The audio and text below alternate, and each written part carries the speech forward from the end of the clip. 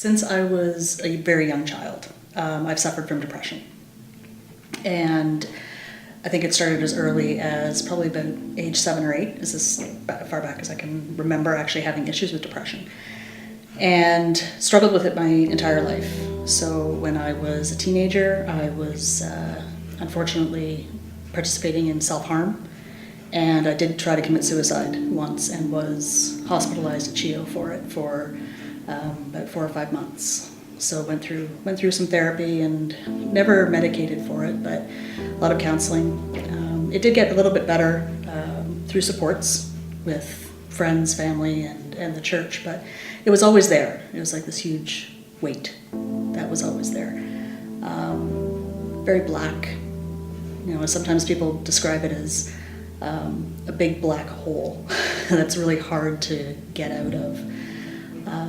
Depression is very prevalent in a lot of areas of our society, and it's no different in the church. And unfortunately, it's a hidden illness. It's pretty easy to see someone with a broken arm or a broken leg, but a broken heart or a broken spirit is a lot harder to see. So, you know, moving on, when I had my kids, I also suffered from some severe postpartum depression, bordering on postpartum psychosis.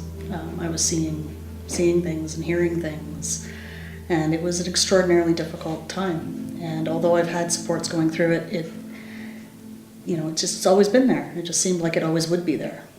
And, you know, I went through RTF, which I feel at that time released me from the suicidal thoughts and tendencies, because it just didn't seem to be as hard after that.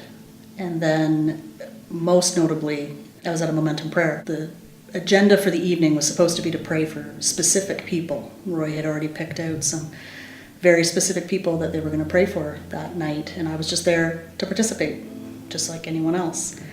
But then after we did some worship, and right at the beginning, he just, out of the blue, said, you know, she doesn't know I'm going to do this, but there's someone here that, you know, I'm feeling led that needs prayer right now. And he called me up and had me sit at the front, and everyone prayed. And it wasn't for anything specific, because nobody really knew about me and my struggles.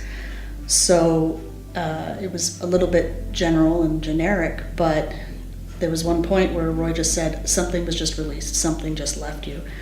And I felt it go. And since that time, I have not felt that blackness. I no longer struggle with self-harm or depression or suicidal thoughts. It is just gone. And there is a lightness in my spirit now, and a joy that I've never, ever experienced. It's pretty amazing.